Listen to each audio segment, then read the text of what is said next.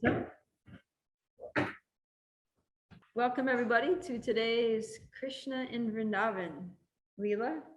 We're reading from the Canto 10, Chapter 6, the killing of the demon Putana. So we're going to hear about Krishna's exciting pastime with Putana and his extreme mercy and how he gives liberation to Putana, which should be inspiring for us and encouraging for us in our own practice of devotional service. All right. So, can also say Om Namo Bhagavate Vasudevaya. Om Namo Bhagavate Vasudevaya. Om Namo Bhagavate Vasudevaya. Om Namo Bhagavate Vasudevaya. Om Namo Bhagavate Vasudevaya. Om Namo Bhagavate Vasudevaya.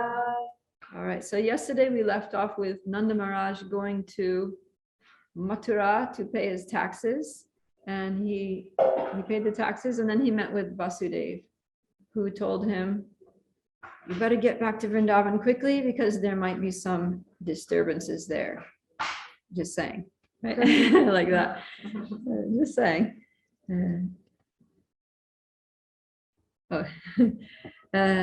Okay, so then Nanda Maharaj is hurrying back to Vrindavan, and in the meantime, Kamsa sends Putana to Vrindavan.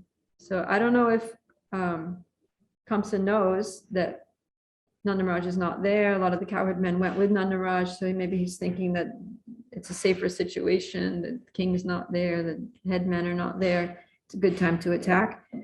But he sent Putana. So that's what it says here. That text 1, my dear king, while Nanda Maharaj was on the way home, he considered that what Vasudeva had said could not be false or useless. There must have been some danger or disturbances in Gokul. As Nanda Maharaj thought about the danger for his beautiful son Krishna, he was afraid, and he took shelter at the lotus feet of the Supreme Controller. So this is also instructive that Nanda Maharaj took shelter of the Lord in his fearfulness of prayed to the Lord for Krishna's protection. But Nanda Maharaj doesn't think that Krishna is the Lord, so he's praying to Lord Vishnu or Lord Narayan for protection. And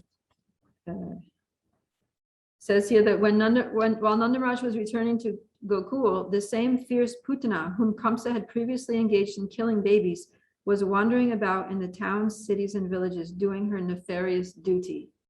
So then, yeah, also Nanda Maharaj was aware that this baby killing was going on. He was aware of the edict of Kamsa, and he was very concerned.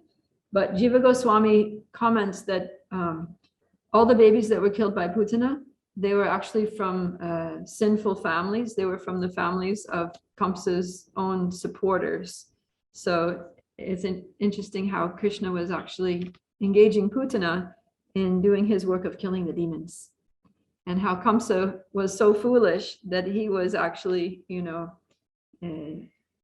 getting her to kill his own people, his own, fan club.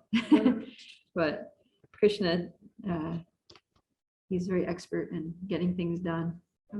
So we'll see that too, like when Jarasandha attacks, Krishna could have easily polished off Jarasandha, but he keeps him alive because Jarasandha keeps coming back with armies and, like hundreds and thousands of demoniac soldiers. So like, okay, I don't need to go out and find these demons. Jarasandha is just going to bring them to me and I can just kill them. And then he'll go and bring more and I'll kill them. And that way I can just sit here happily in Mathura and just kill the demons when they come. So, all right. So then, Shukadeva Goswami is telling this story to Maharaj Parikshit, and he's thinking, well, Maharaj Parikshit is a devotee of Krishna, and so hearing that Krishna is there, his father's not around, this horrible witch Putana is going there to kill him, Parikshit might get worried. So to ease any anxiety that might come into Maharaj Parikshit's mind, Shukadeva Goswami speaks this verse. He says, my dear king, wherever people in any position perform their occupational duties of devotional service by chanting and hearing, there cannot be any danger from bad elements. Therefore, there was no need for anxiety about Gokul while the Supreme Personality of Godhead was personally present. So he's saying that you don't need to worry, everything's going to be okay, because even wherever people hear and chant about Krishna, nothing bad can happen. And what to speak of Krishna is personally present. So it's all going to be all right. You don't need to worry. Just sit there peacefully and let's hear the story. So then he starts, once upon a time.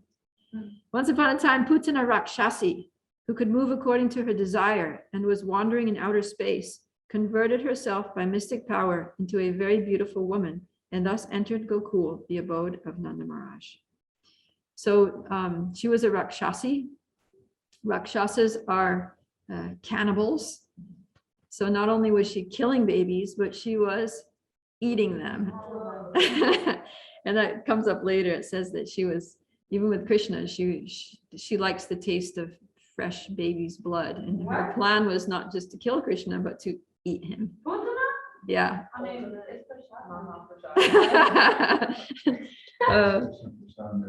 I guess so. So yeah, so these Rakshasas, they're more powerful than human beings, and they have all these mystic powers that they know a lot of, especially black arts, and they know the art of shape shifting.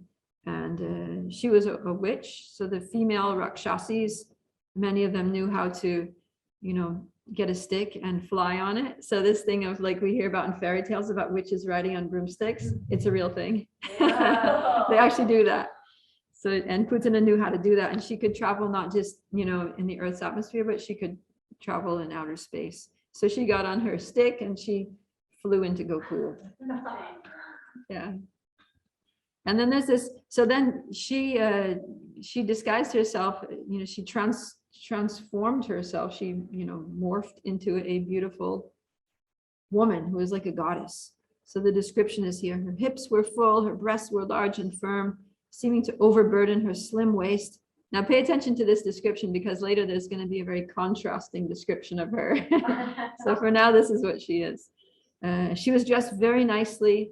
Her hair, adorned with a garland of malika flowers, was scattered about her beautiful face. Her earrings were brilliant, and as she smiled very attractively, glancing upon everyone, her beauty drew the attention of all the inhabitants of Vraj, especially the men. When the gopis saw her, they thought that the beautiful goddess of fortune, holding a lotus flower in her hand, had come to see her husband. So at that time, the household deity in Nanda Maharaj's place was Lord Narayan. They worshiped Lord Vishnu. So they thought this woman was so beautiful. Her beauty surpassed, and the Vrajvasis, the gopis of Vrindavan, they were so beautiful. The elderly gopis were very beautiful. And but they had never seen anyone like this. This was just like next level beauty. And they thought she must be a demigoddess, or maybe even Lakshmi herself. So that was their conclusion, that this is Lakshmi Devi, the eternal consort of the Lord, and we're worshiping Lord Vishnu here in our household, and she's come to visit her husband, Lord Vishnu, here on our altar. So they thought, well, welcome her in, so they ushered her right straight into the house, thinking, this is so wonderful. First Krishna was born, we have this amazing son, and now the goddess of fortune is coming to bless the child. And so they were thinking that this was a very welcome guest. And so, yeah, and it's explained that it was actually Yogamaya's influence on the Vrajavasis, that they were totally unsuspecting of Putana. Yeah, it was Yogamaya just bewildered them and put any thoughts of danger out of their minds, because Krishna wanted to kill the demon. He came for the purpose of killing Pratranaya Sadhunam Vinashaya Chaduskritam, that to annihilate the miscreants was one of his purposes in coming. So Putana was one of these miscreants that he wanted to annihilate, and he had a whole plan. He had his whole plan. So the Vrajvasis were under the influence of Yogamaya, thinking, oh, what a beautiful woman. She's come to bless our child. Come right in, and take him. And if you want to feed him milk from your breast, then we'll consider that your blessing upon him. And in those days, something like a wet nurse was very common.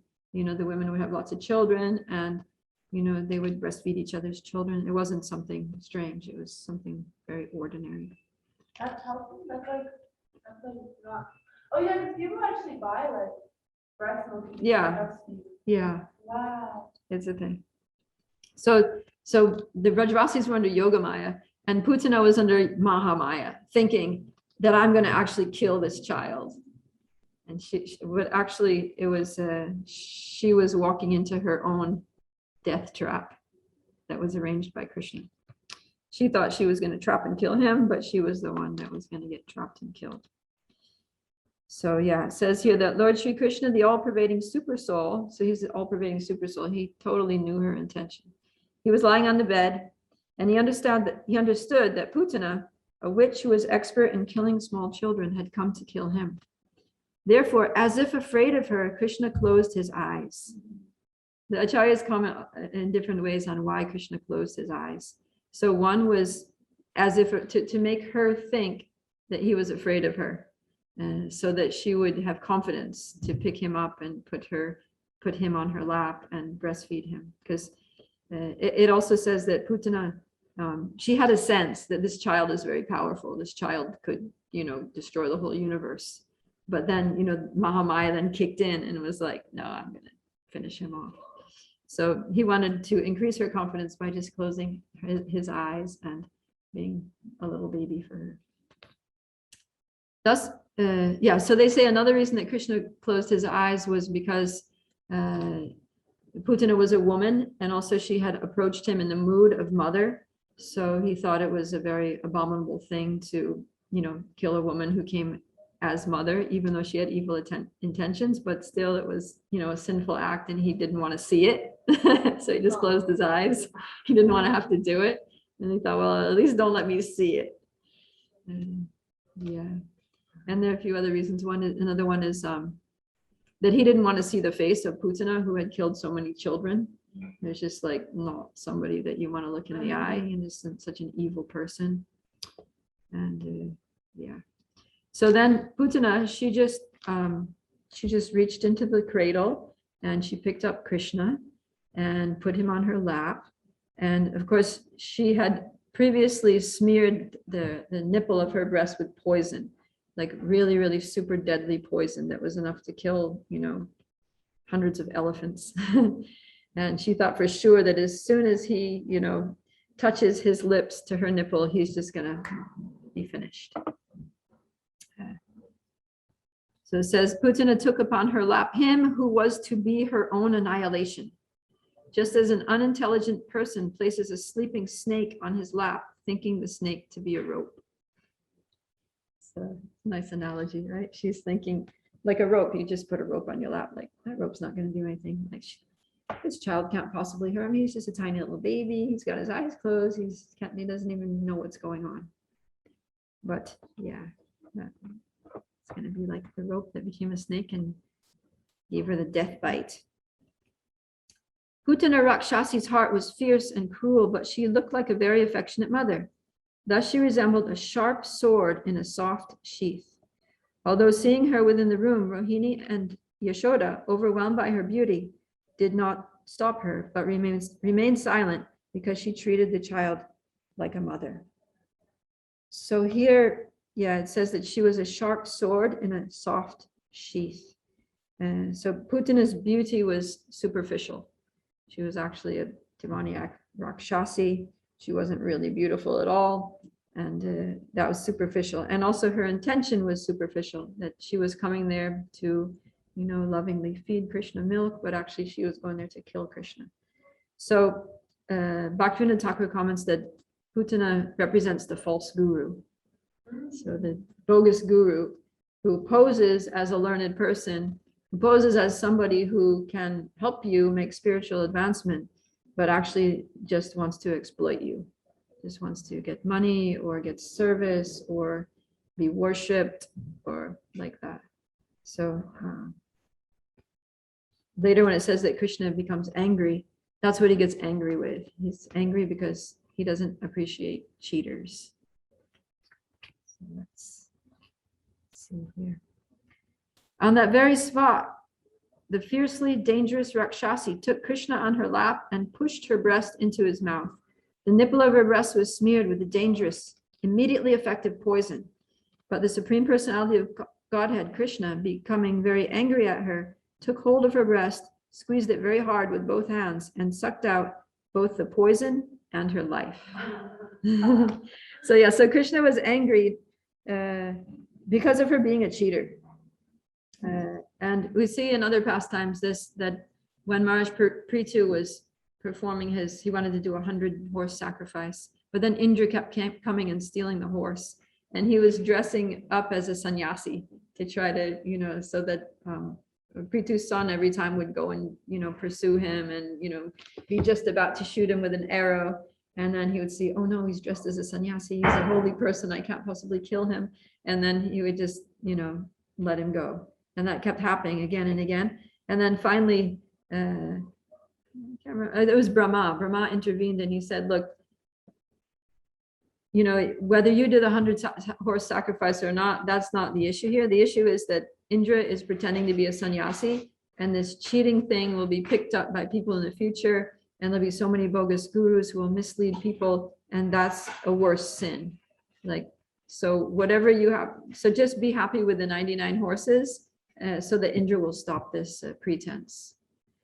And then also we were just studying in Bhakti Shastri about the Sri Upanishad text 9, where it says that it says that those who cultivate nescience, or those who are just grossly ignorant and, are not ashamed of being ignorant, and they go to the darkest regions of ignorance. But worse than them are those who profess to have so-called knowledge.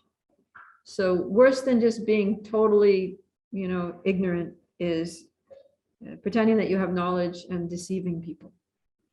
So that's a very bad thing. And so Krishna, he didn't tolerate that. And in the Bhagavad Gita, Krishna says that I am the gambling of cheats.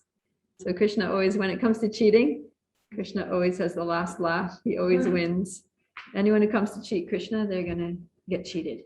And that's exactly what happened to Putana, because she came to kill him and he killed her. So, yeah. It says, unbearably pressed in every vital point, the demon Putana began to cry, please leave me, suck my breast no longer. Perspiring, her eyes wide open, and her arms and legs flailing, she cried very loudly again and again.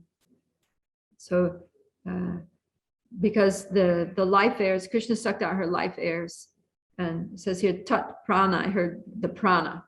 So in the body, there are all these, these nadis or channels through which the prana flows, and they're connected to all the vital points. So when Krishna was sucking out her prana, it was pulling on these, it was putting pressure on the vital points.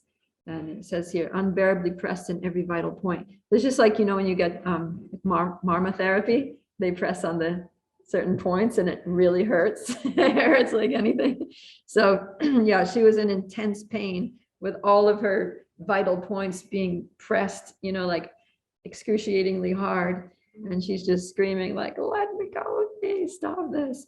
And she's, thrashing her arms and legs about. And then Krishna's also kicking her with his feet. Of course, that's his mercy, because his touch of his lotus feet is purifying. But yeah, he's just like he kicked Kaliya in the heads to chastise Kaliya. So he's chastising Putana. You killed so many babies, now you came to kill me. Take that. Yeah, he's letting her have it. They hurt so bad. Little baby feet that big. As Putana screamed loudly and forcefully, the earth with its mountains and outer space with its planets trembled, because she was a huge witch. The lower planets in all directions vibrated, and people fell down, fearing that thunderbolts were falling upon them. So her screams, it was like they thought that there's like lightning was going to strike them, and they were like hitting the deck, just like lying flat on the ground, like, there's going to be we're going to get hit. In this way, the demon Putana, very much aggrieved because her breast was being attacked by Krishna, lost her life.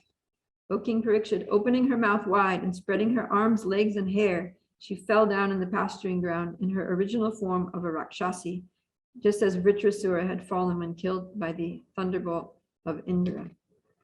So this happens with these demons and Rakshasas who take particular disguises, who change their form. for different nefarious purposes. So as soon as they're being attacked, they become weak and they can't, it takes a lot of energy for them to maintain that false form. So she was just, losing her life, and she was becoming weak, and she couldn't maintain the disguise as a beautiful woman. So she manifests as her gigantic Putana body. Hare Krishna. So it says that body of Putana was 12 miles high. She was a giant. And when she fell, she broke. Well, first of all, when Krishna was sucking out her life, she went out of the house and she just started running. And that was also Krishna's arrangement. She was trying to get away from him, but she couldn't, because he was just like collapsed onto her. And but she ran, by Krishna's arrangement, she ran all the way out of the village, because he didn't want her to fall and like crush anybody's homes, or the Goshala, hurt any cows. Yeah, he's still there. He's like sucking away. Yeah, he's going for a ride. Krishna goes for a lot of rides by the grace of the demons. It's fun with them. Yeah, we're gonna hear about Trinavarta tomorrow. So yeah, so she runs all the way out of the village into the pasturing grounds, and then she just falls. And when she falls, she crushes forests for 12 miles. And all those forests that she crushes are Kamsa's gardens. and because the distance between Vrindavan and Vrindavan and Mathura is like roughly like 10 kilometers. So when she, like, the upper part of her body, like her head lands right next to Kamsa's place. And so Kamsa's like, oh my God, I sent Putana there to kill Krishna, and now here she is lying dead at my doorstep, dead body. So the message to Kamsa is, you're next. Like, you don't stand a chance. So yeah, like, just like all those trees and crushing. And it's Vishwanath Thakur says that they're mango trees, and so there's like, just land on the mango trees, all this juice everywhere, and it's a big splat and a big mess. Yeah, Kamsa's garden gets destroyed, and then Kamsa's more fearful than ever, because he was putting a lot of hope in these demons like Putana, that they could actually just polish off Krishna, and then he wouldn't have to worry. So now we're going to get the description of Putana Rakshasi. The Rakshasi's mouth was full of teeth, each resembling the front of a plow. They were that big, like plow spike things. Her nostrils were deep as mountain caves, and her breasts resembling big slabs of stone fallen from a hill. Her scattered hair was the color of copper. The sockets of her eyes appeared like blind wells. Her fearful thighs resembled the banks of a river. Her arms, legs, and feet seemed like big bridges, and her abdomen like a dried up lake. The hearts, ears, and heads of the cowherd men and women were already shocked by the Rakshasi's screaming, and when they saw the fierce wonder of her body, they were even more frightened. So they were just like, whoa, this is really a lot. First that crazy screaming, like there was comets coming, like meteorites crashing down to earth along with lightning bolts and all these things. And now this huge 12-mile long mountainous dead body. And Krishna's there, like playing on her chest. That's what it says. Without fear, the child Krishna was playing on the upper portion of Putana Rakshasi's breast. And when the gopis saw the child's wonderful activities, they immediately came and with great jubilation picked him up. So then, yeah. And then the elderly gopis, because Mother Yashoda, she's like totally in a state of anxiety and shock, and Rohini also, because their affection for Krishna is so intense that seeing Krishna like that, and just like, all the astounding things that just happened to him, they couldn't do anything. They were just shocked and horrified and traumatized.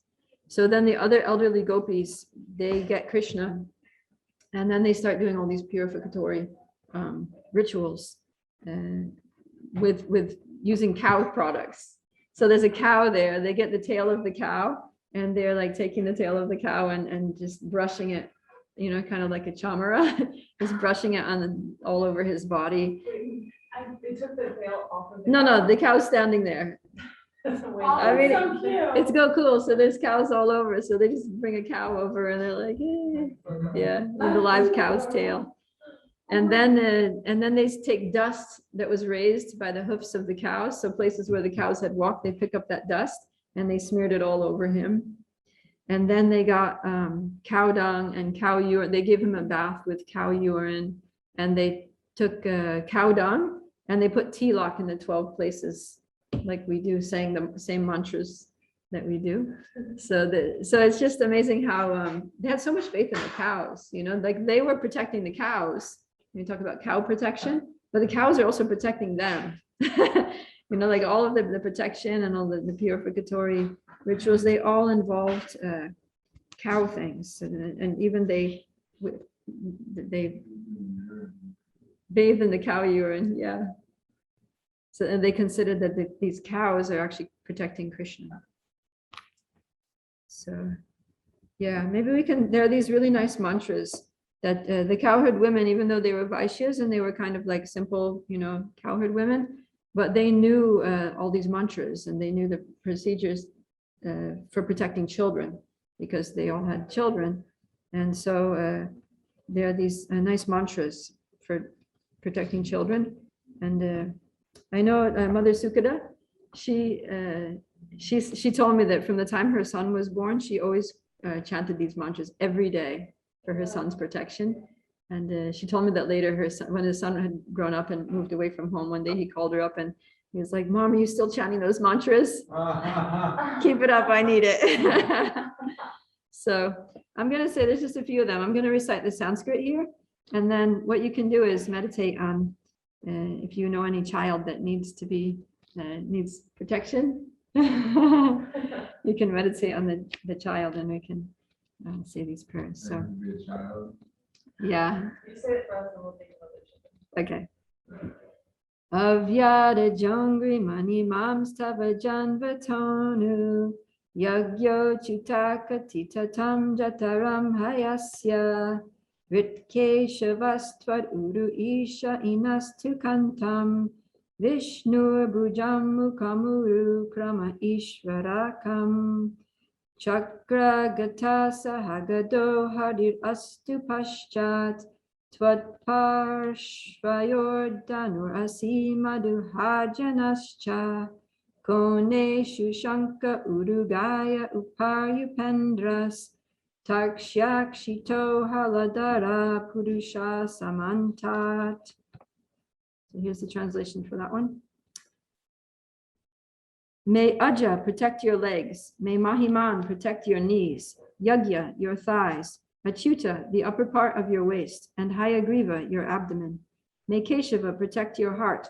Isha, your chest. The sun god, your neck. Vishnu, your arms.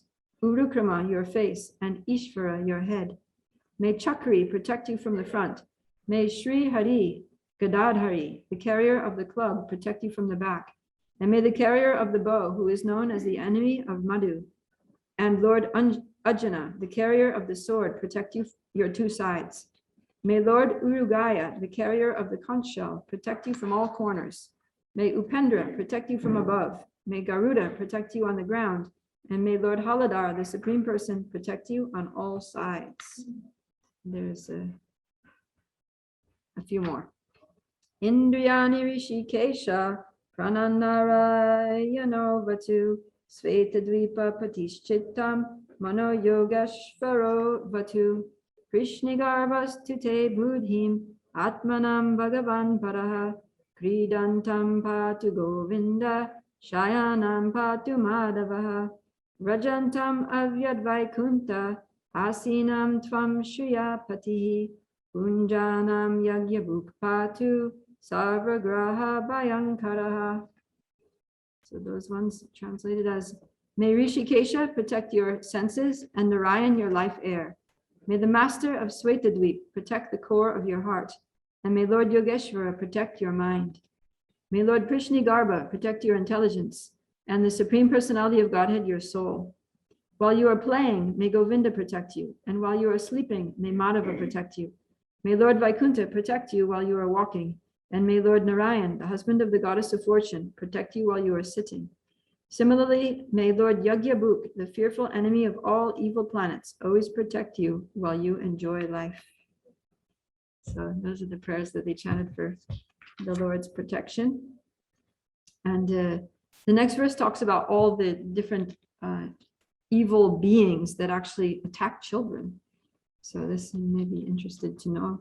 And it says the evil witches known as Dakinis, Yatudanis, and Kushmandas are the greatest enemies of children. And the evil spirits like Bhutas, Pretas, Pishachas, Yakshas, Rakshasas, and Vinayakas, as well as witches like Kotara, Revati, Jeshta, Putana, and Matrika, are always ready to give trouble to the body, the life air, and the senses, causing loss of memory, madness, and bad dreams.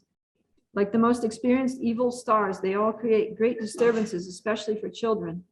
But one can vanquish them simply by uttering Lord Vishnu's name. For when Lord Vishnu's name resounds, all of them become afraid and go away. So all these names that the gopis were chanting, the elderly gopis who are friends of Mother Yashoda, are all different names of Vishnu. So they knew this fact that when the names of Vishnu are chanted, then all these evil influences go away. And that's why Lord Chaitanya recommended Kirtaniya Sada Hari, because if we're always chanting, then these things can't touch us. Like we were studying in the Ishopanishad, Krishna Surya Sama, Maya Haya Andakara, Yahan Krishna, Tahan, Nahi Mayara Adhikar. Krishna is like the sun and Maya is like the darkness. And so whenever the sun of Krishna is shining in our hearts and minds, or his name is vibrating on our tongues, or we're serving him or hearing about him or chanting about him, then Maya just goes far away, along with all these other evil influences.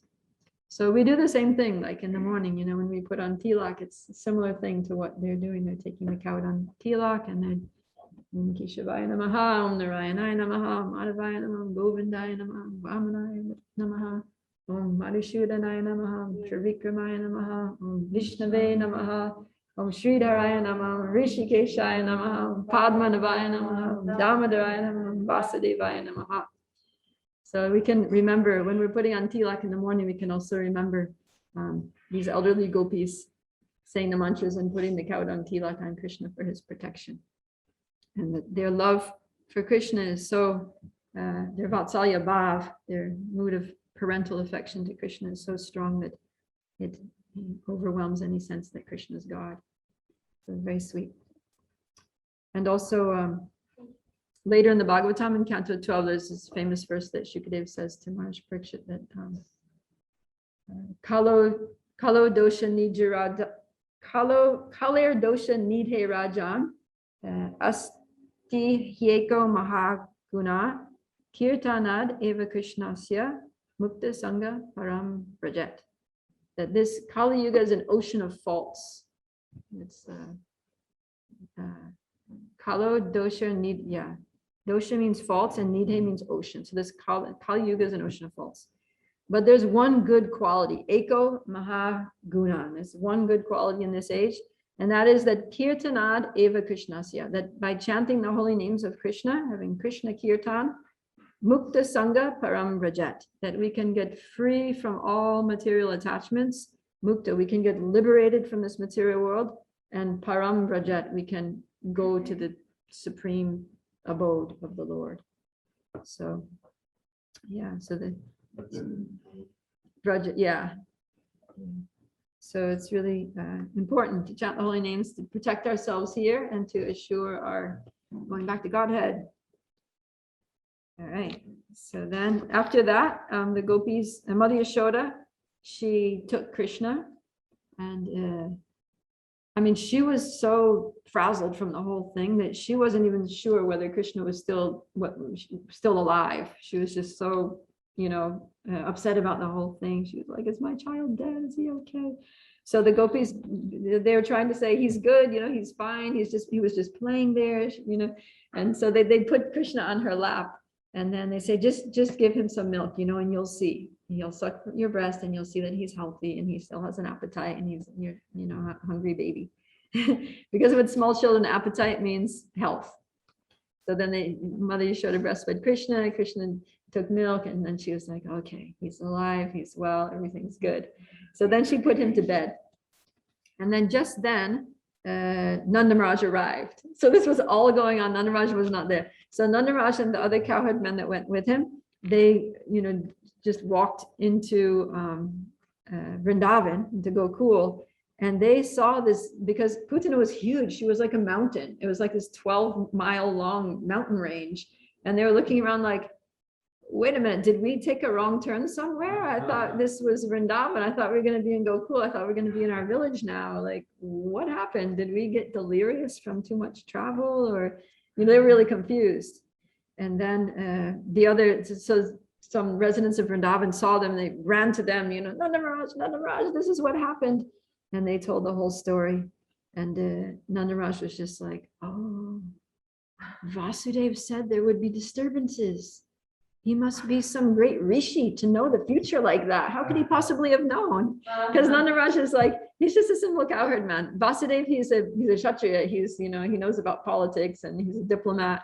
So he knew that this is Kamsa's intention, and he's bound to cause trouble to the inhabitants of Vrindavan.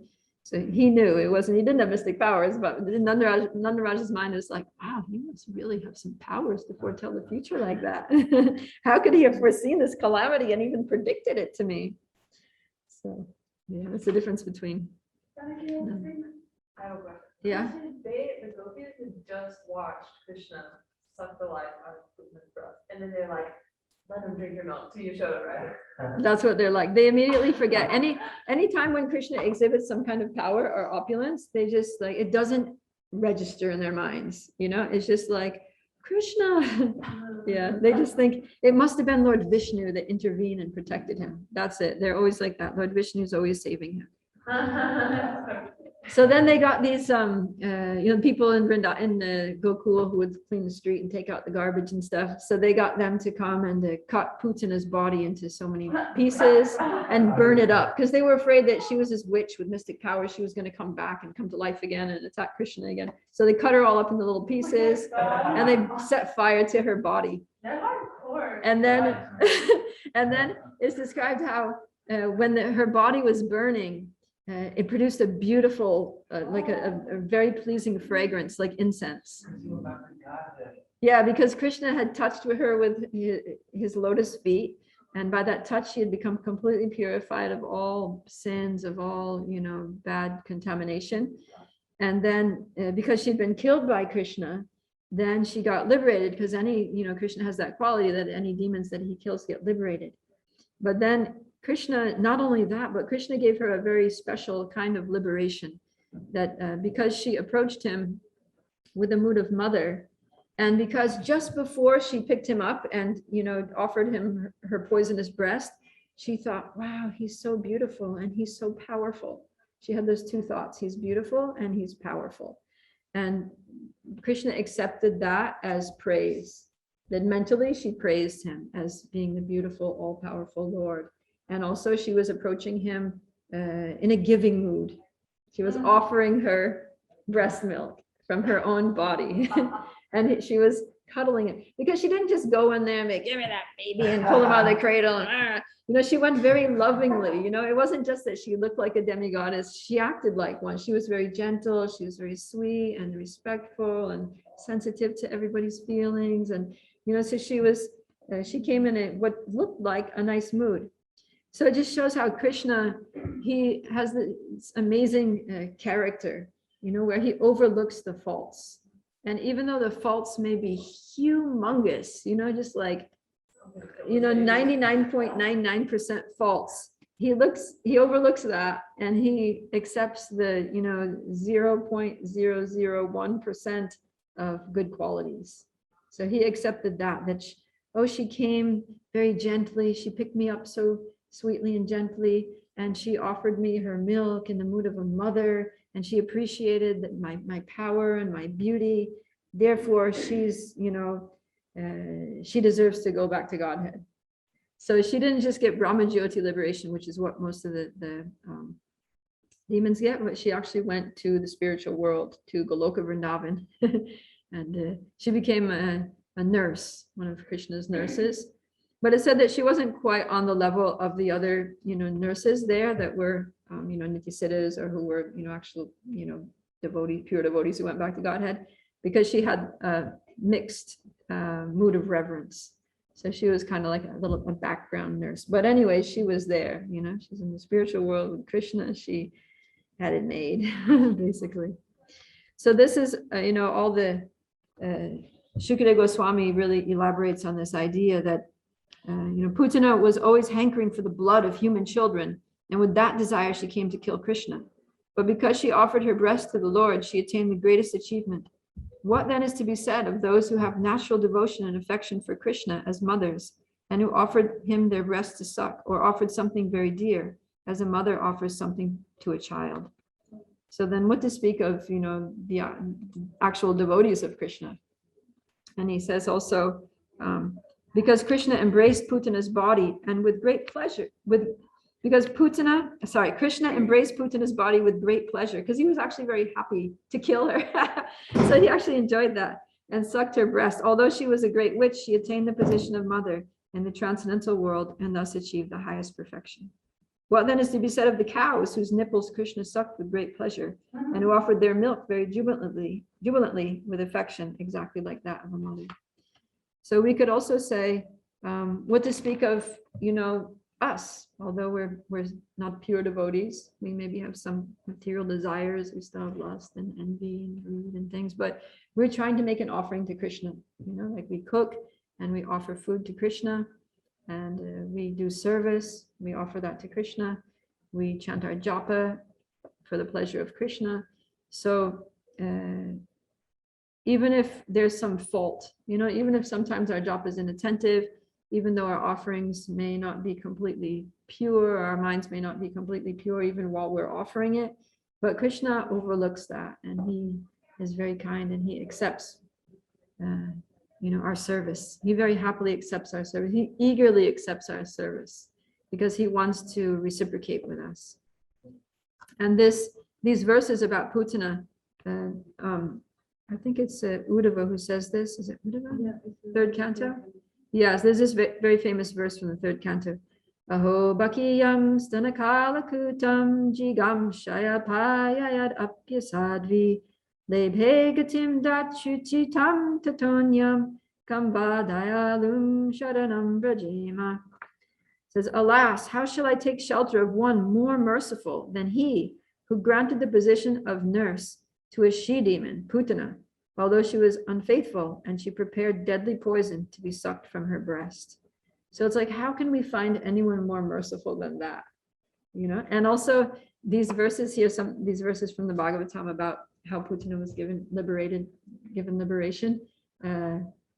Those were the verses that when Vyasadeva went to get Shukadeva himself, when he was wandering off, in his impersonal, conception of life, to go live in the forest, then Srila Vyasadeva sent some servants, some of his disciples there to try to bring him back.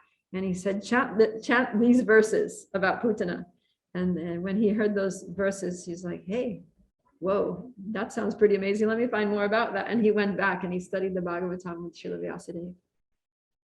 And also when Gadadhar Pandit went to meet Pundarik Vidyanidhi, and he was thinking that Pundarik Vidyanidhi is a materialist because he's like living this like lavish lifestyle and all this stuff.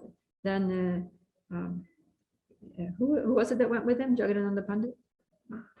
Jagadananda Pandit told him, just recite this verse. So he recited this verse about, it was this one. And Pundarik Vidyanidhi just went to ecstasy and started manifesting all these anubhavs and sattvika bhavas and all these symptoms of ecstatic symptoms, and thrashing everything in his room like he didn't care about anything except Krishna. So yeah, let's see, so we're running out of time here. I guess that's the end of the story. I'll just read the Falashruti here. Any person who hears with faith and devotion about how Krishna, the Supreme Personality of Godhead, killed Putana, and who thus invests his hearing in such childhood pastimes of Krishna, certainly attains attachment for Govinda, the Supreme Original Person. Krishna ki jai, Jai. Srila Prabhupada ki Jai. jai, Srimad Bhagavatam ki jai. So, any quick question? Yeah. Yeah, it's also on live stream. It's also on Krishna House Facebook. No? You didn't see it? Oh, I clicked go live. Anyways, it's on, yeah. It says that it's live. All right, did you have a question? Do we know anything about like her previous lives? It seems like she must have been like pretty pious to have Yeah, much so what control. I've heard was that in the past time with Bali Maharaj and Vamanadev, that she was the sister of Bali Maharaj. So Bali Maharaj was a demon and his sister was demoniac. And then, but when Vamanadev came, Vamanadev was very beautiful. So when she saw Vamanadev, she thought, wow, he was a dwarf, so he looked like a little boy. She thought, he is so beautiful. I want to have a son like him. But then afterwards, when Bali Maharaj surrendered everything and Vamanadev tied him up with the ropes of, the serpent, then she thought, oh, that's horrible. She wanted to kill him. So she had these mixed feelings that she wanted to have him as her son, but she wanted to kill him. So then she took birth as Putana and she was able to relate with him briefly as a mother and then try to kill him. So yeah, so it was a very mixed rasa vasa. That's what I've heard. Okay, we got to wrap it up because everyone's coming for Damodarashtaka. Oh, really? Oh, no. All right. Well, Srila Prabhupada ki jai. Gaur Premanandi. Okay, I don't know how to stop this.